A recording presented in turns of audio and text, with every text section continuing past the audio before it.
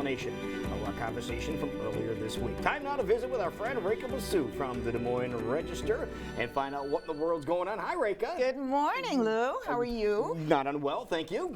Good, excellent. Well, there was no easy segue from that to me because I don't know anything about basketball or You didn't fill out the Des Moines Register bracket to try and win some big bucks? I didn't, although my son does, and he won last year. It wasn't the Register bracket, it was someone at the Register who does. Really? Yeah, and he keeps good tabs on this stuff. So. All right, so again, very difficult to do that. A lot of people enjoy doing that. And you enjoy traveling the world over, and we just recently talked about you coming back. Yes, that's right, we did. And of course, last week I was so head up about Steve King that I really didn't get into anything that happened during my trip to India.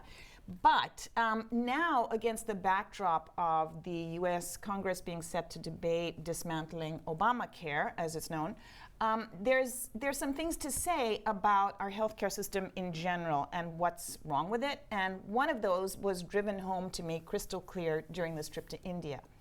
And that is the extent to which we over-medicate and over-test people and over-prescribe and overcharge for drugs for things that really could be solved quite simply. So this was my experience. I went to get a facial in India because, you know, all these beauty treatments are just so cheap there and de rigueur. All middle-class women spend half their time in the beauty parlor, and it's really fun. You feel very pampered. So I went to get a facial when I was in Delhi. And these facials include, you know, massages of your arms and neck and shoulders. And the woman who was giving it to me noticed that there was this dry, scaly patch of skin on my right elbow. And this is something I've actually written about before with the Register, that I was developing this kind of eczema condition, and that a friend had told me that maybe marijuana would help because there's been some experience of people smoking marijuana and getting skin. What kind of friends do you have that it was a friend talking about another friend talking about another. I mean, nobody that I know. Anyway. But they were convinced that it helped. Yes, that it helped. And so I wrote a column saying, you know, why don't we have medical marijuana in this state? Why can't we experiment with approaches like that instead of all of this medication that we prescribe people that sometimes backfires? So anyway, that was a different topic, and nothing came of that because we still don't have medical marijuana. But this woman who's giving me the facial in New Delhi says, oh, give me 30 rupees. 30 rupees is less than 50 cents, okay, less than 50 cents. And I will send someone next door to the pharmacy to get you a cream, and it will take care of this. So she does. She sends the pedicurist over next door to the pharmacy, gets me a cream called Betnovate N, which costs, I kid you not, less than 50 cents. And I have been using it, and it really seems to be helping. Now, back up to the point where I first went to my doctor here in Des Moines, and she told me she had to give me she didn't know what it was exactly, so she had to get a biopsy for it, which that whole procedure, the test she did and the lab test and all, ended up costing close to $500. And then I had to go see a specialist because that's still the cream that was prescribed to me here, which cost about $50, didn't do anything. Mm-hmm. So then I went to a specialist, a dermatologist, spent more money, got more expensive creams, and they would work to a point and then they would start backfiring. And if you read the literature on them, it says the most heinous side effects are possible from this stuff. Things like moon face. I've never heard of moon face. Moon face? Moon face, yeah. I mean, because here's what you do. You look at how much it costs and you go, so you have a crater.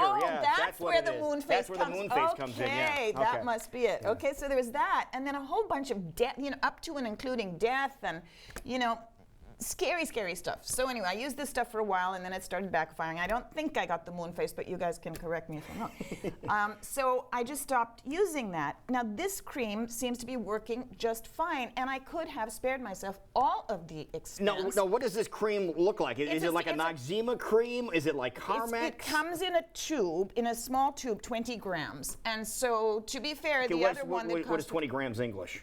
So the other one was, what, 50 grams, or 3 times that much. 20, it's small. It's a little tube. Little tiny tube. Yeah, it's a little tube like this. So I bought 3 of them or 4 of them. She said, you know, give it a couple of cycles and it'll help. And what it is, I subsequently got back to the US and I called the FDA and said, what about this stuff? Why is it available here?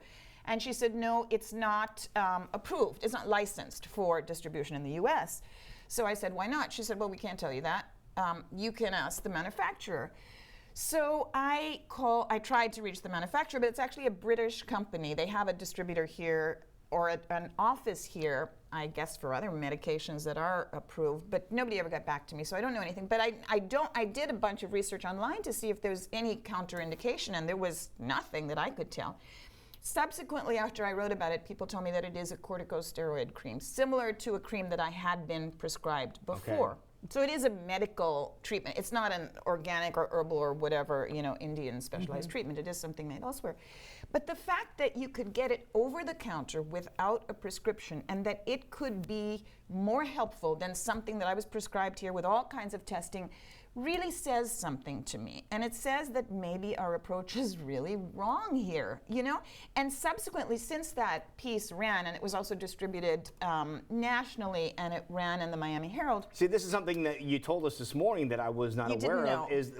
We thought you were exclusive to the Des Moines Register, but people are reading you all over the country. They are. That's been going on for years, actually. And the actual syndicate service has changed. They've been gobbled up by larger companies, or they've gone out of business. But this one is distributed by Trunk, which is the Chicago Tribune news service. And so it's available to newspapers all over the country. And so I never know from week to week. And I only distribute one of my columns a week because usually several of them are local in nature. But this was one that I thought had, more global national implications. So people have been writing me from Miami and elsewhere saying, please, where can I get this cream? I need this cream. I have the same problem. I've tried so many things and they haven't worked. So, it really, now I obviously can't advise people on anything medically. What do I know? I just know that something is wrong if a product like this cannot be licensed and distributed. And my suspicion is that it is this protectionism by the large pharmaceutical companies in America that don't want competition from lower price brands that can actually make a difference. Because how much did you pay for the cream from the doctor? From the doctor, I paid $50. Okay, and this one cost you less than 50 cents. Less than 50 cents. Now, there was a difference in size, but still.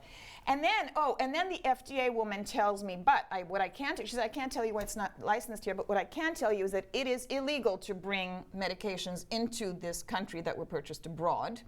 You can have a personal supply of 3 months, which is what I had, but otherwise they will be apprehended at the border. And so you can't even get them here, and then you can't even bring them in here, which seems so wrong and unfair.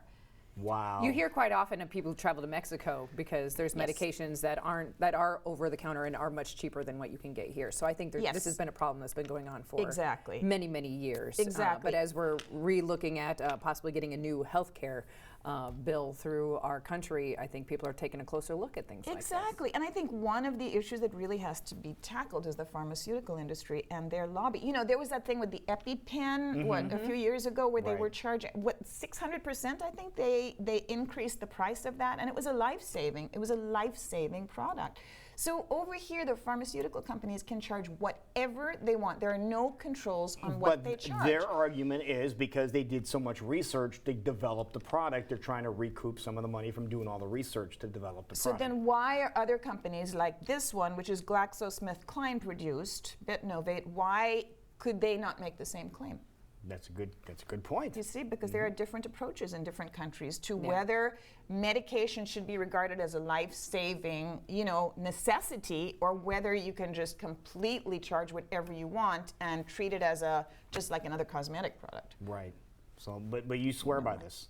I can't swear by it because everything, I've tried a variety of things from Morocco to, herbal things to whatever, and all of them work to a point and then they sort of stop. But so far, I'm having good luck with this. So, who knows? I also heard from people who had all kinds of home remedies like baking soda, make a pack with baking soda and put it on there, or use athlete's foot cream or whatever. So, there's just so many different things circling out there, but it speaks to what a big problem this is, and it's not a serious health problem is the thing, so there should be more knowledge exchanged about it, but there isn't. Some simple solutions. Exactly. Okay. All right. Well, if people want to learn more about what you're up to, Rehka, where should they go? They can go to my Facebook page, or they can email me, rbasu@dmreg.com. All right. So what's the next article that you're going to put nationally? Do you have an idea yet or not? Nationally, I'm writing a piece related to the heroin epidemic and a personal story, a family's personal story of the loss of a child. So that should be coming out on Sunday, and that maybe, I mean, that's a story that's based here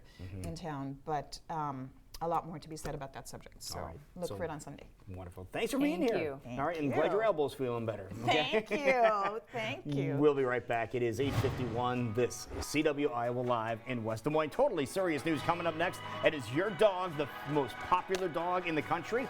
Well, we'll tell you the top 10 when we return.